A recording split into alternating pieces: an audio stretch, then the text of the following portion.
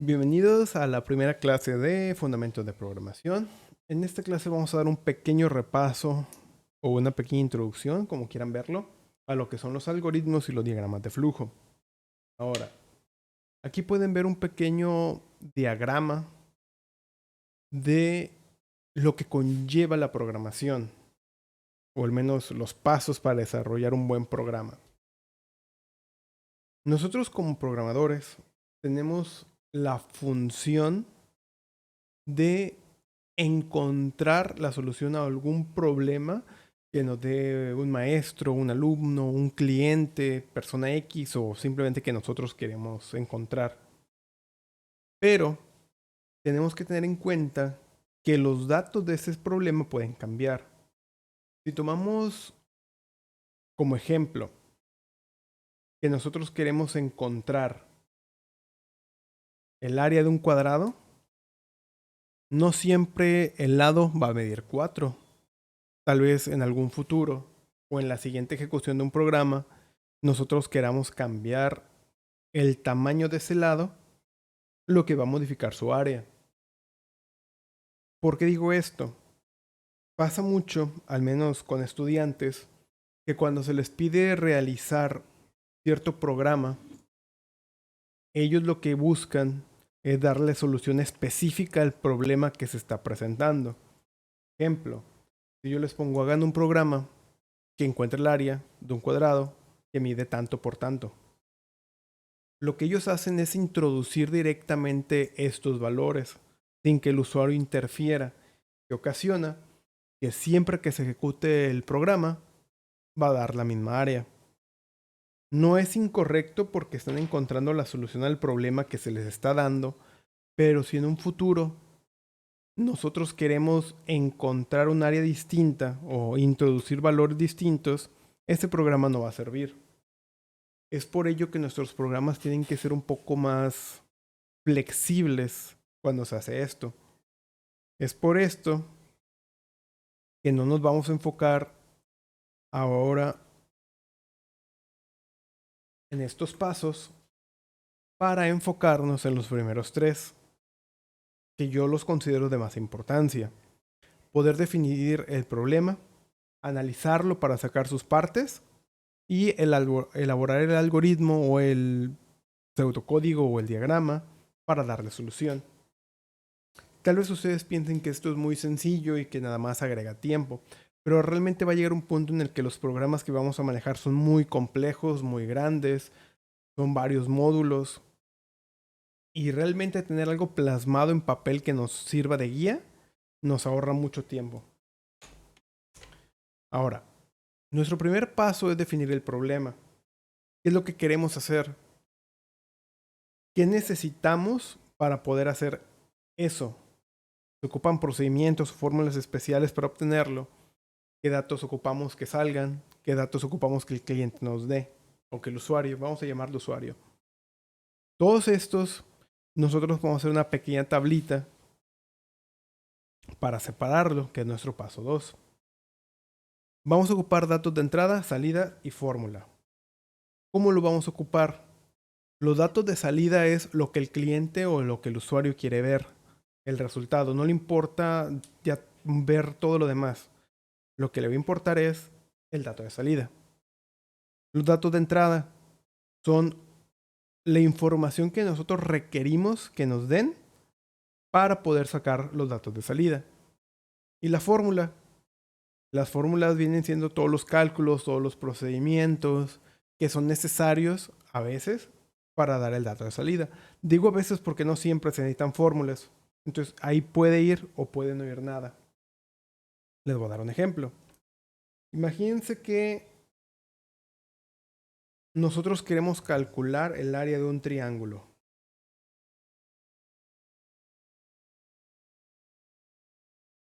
Bueno, no, porque eso lo vamos a ver de ejemplo más adelante. Imagínense que nosotros queremos sacar el promedio de un alumno. Entonces, ese alumno lleva 3 materias nada más. Vamos a darle aquí. Datos de salida, promedio.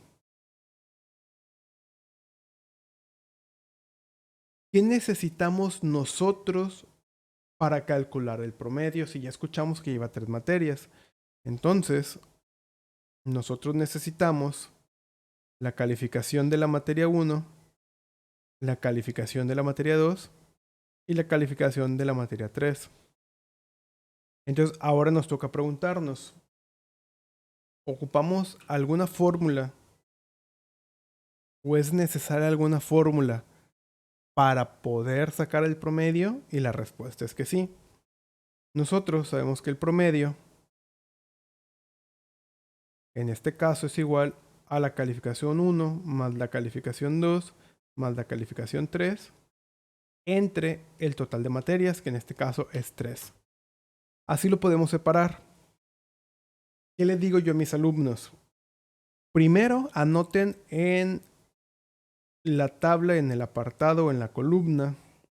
Se me perdió el puntero. Aquí está. Los datos de salida. ¿Por qué? Teniendo los datos de salida, nosotros ya sabemos, ok, tengo promedio. ¿Qué ocupo para el promedio? Necesito esto. Lo anotamos en entrada. Imagínense que tuviéramos otro. Lo anotamos. ¿Qué necesitamos para esto? Tal. Es más fácil empezar, aunque suene contradictorio, empezar por el dato de salida. Y si se dan cuenta, la fórmula va de la siguiente manera. Datos de salida es igual a un algo con los datos de entrada. Si lo vemos nada más así, pues no tiene sentido. Pero los datos de salida son aquellos que necesitan de los datos de entrada para ser calculados. Creo que esto se va a ver un poquito mal. Bueno. Ahora, siguiendo. Esto lleva un poquito más enfocado a hacer el desarrollo del algoritmo y que cuando pasemos al código hay un poquito de correlación, vamos a llamarlo de esa manera. Vamos a usar estas 4 palabras clave, que son definir, leer, hacer y escribir. Bueno, no voy a hablar por todos los lenguajes de programación. En Java, nosotros debemos definir los datos que queremos utilizar en la mayoría de los casos. Cuando son datos que se van a calcular o cuando son datos que el usuario va a ingresar, hay que definirlos. A esos datos que se calculan o que el usuario ingresa, le llama como variable, porque van a cambiar en cada ejecución o inclusive a veces hasta el vuelo. Ahora, en el segundo es la palabra leer. Leer nosotros lo vamos a ocupar cuando el usuario vaya a ingresar información a la computadora, al programa. ¿Por qué? También en Java, no voy a entrar a otros lenguajes. El usuario puede entrar utilizando pues cierto mecanismo e ingresar información a nuestro programa y usar esa información para nosotros hacer los cálculos. Este leer es para los datos de entrada. Ahora, hacer vienen siendo los datos de salida. A veces no. Luego vamos a ver por qué no. Los datos de salida se hacen. ¿Cómo se hacen? Utilizando los datos de entrada. Pero para hacerlo es donde se ocupan las fórmulas. Y al final, escribir.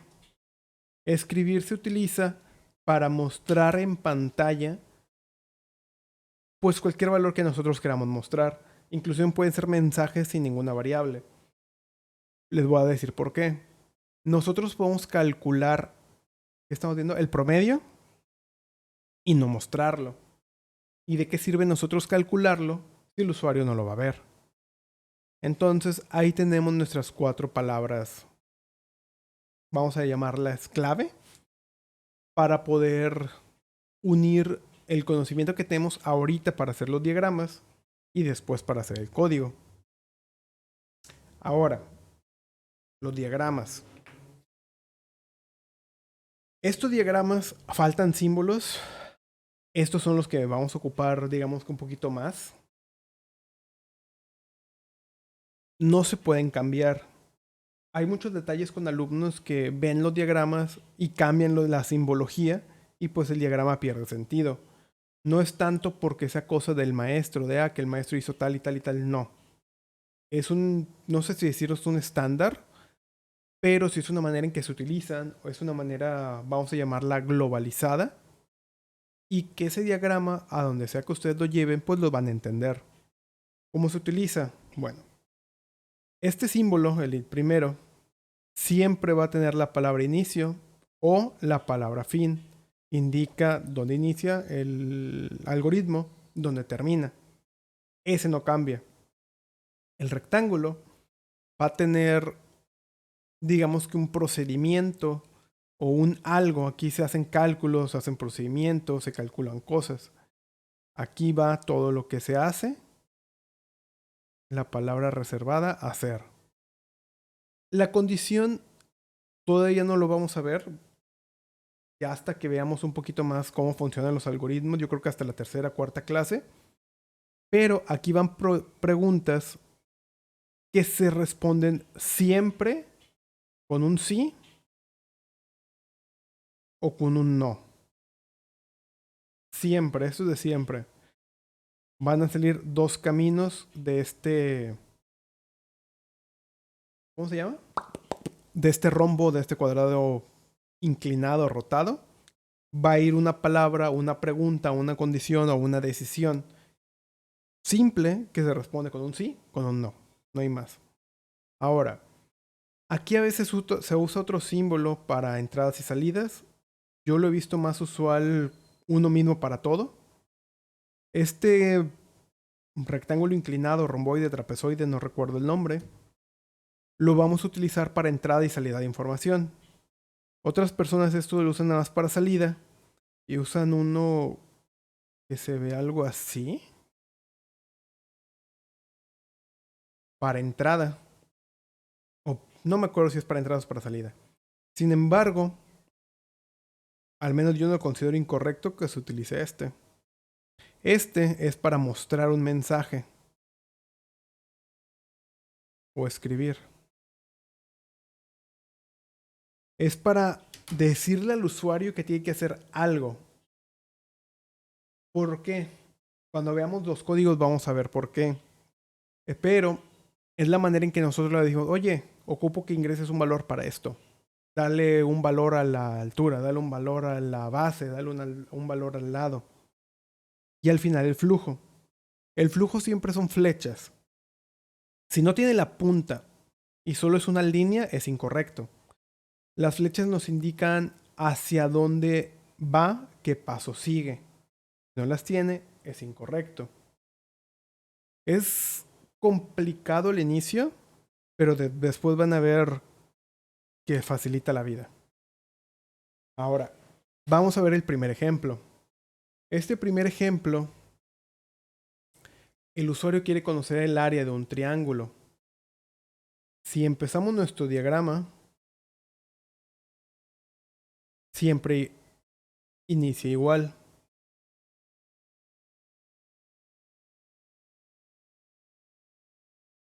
¿Es un óvalo o un rectángulo ovalado? No recuerdo cuál es el nombre correcto, pero eso nunca cambia. Yo he visto que hay personas que en el óvalo inicial le ponen el nombre del problema que están intentando solucionar o lo que quieren hacer o el objetivo. Se me hace extraño, no sé exactamente dónde inició. No es, vamos a decirle, no es lo correcto, pero pues se entiende que es lo que intentan demostrar. Ahora, mi consejo, iniciar siempre por la tabla. Datos de entrada, datos de salida y fórmulas. ¿Cuáles son los datos de salida? Si leemos el problema, nos dice conocer el área. Entonces, datos de salida, el área. ¿Qué necesitamos nosotros del usuario para poder mostrar el área? Podemos hacer esto también. Podemos poner la fórmula. El área es igual a la base por la altura sobre 2. Creo. Espero que sí. Ahora, nosotros ya vimos que esa es la fórmula, entonces ya podemos decir, ocupo una base, ocupo una altura. Entonces voy a pedir datos de entrada base y altura. Cuando es un número que nunca va a cambiar, no hace falta definirlo en los datos de entrada. Entonces, que ven datos de entrada, todo lo que puede cambiar, la base puede cambiar de una ejecución a otra, la altura puede cambiar de una ejecución a otra, pero el 2 siempre va a ser un 2. Espero no haberme equivocado porque hace demasiado tiempo que no veo eso. Entonces ya tenemos nuestra tablita llena. ¿Qué sigue? Comenzamos con nuestro diagrama. Acuérdense que les mencioné en la diapositiva anterior que al menos en programación en Java hace falta definir los valores que se van a ocupar. Entonces, lo primero que yo recomiendo hacer como una buena práctica cuando se va iniciando es definir todo lo que vamos a ocupar. Definir B, H, y pues ahí le puse área. Le voy a poner igual, área. Y para todas las definiciones, para todo donde se hace algo, algún cálculo, va el rectángulo. Ahora, esto es importante que conozcan. Y se me volvió a congelar la cámara. Es importante que ustedes conozcan que al menos en Java, el hecho que nosotros definamos algo no significa que ya tenga un valor. El hecho de que está definido significa que el programa sabe que nosotros en algún punto vamos a ocupar de este dato. Sí, que vamos a ocupar este dato, pero no tiene nada. Al inicio no tiene nada. Ahora, le tenemos que pedir al usuario que ingrese estos valores. Pero, ¿qué valores son los que el usuario... ¿Qué valores son los que el usuario tiene que ingresar? Los que están en entrada nada más. Los que están en salida siempre son calculables. Los que están en entrada son los que el usuario va a usar. Entonces, ¿cómo le decimos al usuario? Le decimos... ocupamos la palabra leer. Que vamos a leer B y H. Con esta cosa inclinada.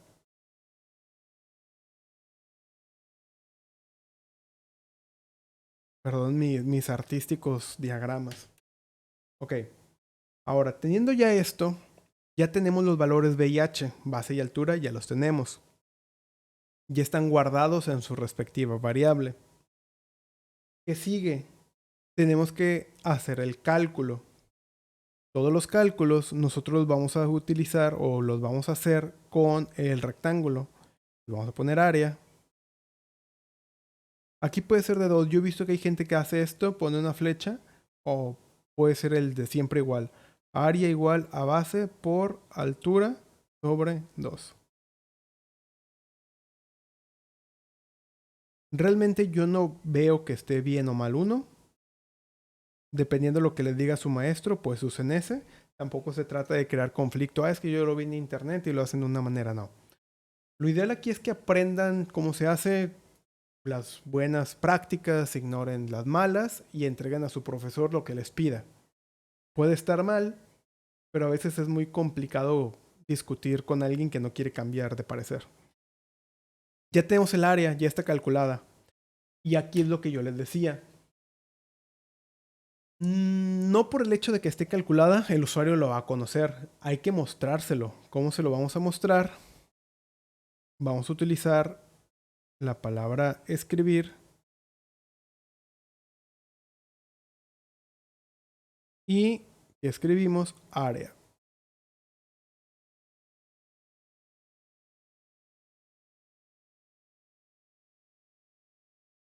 ya que ustedes pueden utilizar algo mejor o tienen un mejor pulso que yo.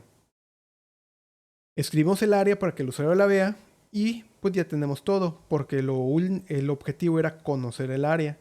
Como ya acabamos, el final siempre es igual, al igual que el inicio. Ahora, vamos a hacer un pequeño repaso. Se inicia, se definen VH y área, VIH y área. Se lee VIH, se calcula el área, se escribe el área. Sencillo. Ahora, no es necesario que hagan el diagrama si ustedes quieren hacer el algoritmo o el pseudocódigo. Realmente es... Yo siempre he dicho que la mejor manera de poder resolver algo, al menos para mí, que soy un poco más visual, es tenerlo plasmado. Si ustedes pueden leer más fácilmente un diagrama, háganlo en diagrama.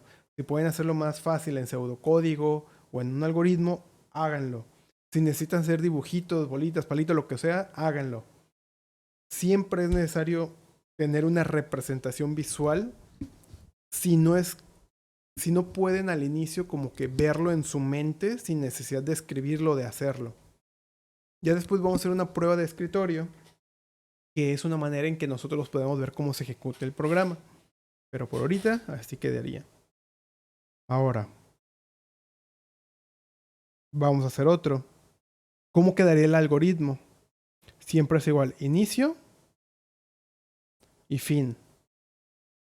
Hay algo que se llama sangría. La sangría es como un espacio que se deja para indicar una jerarquía.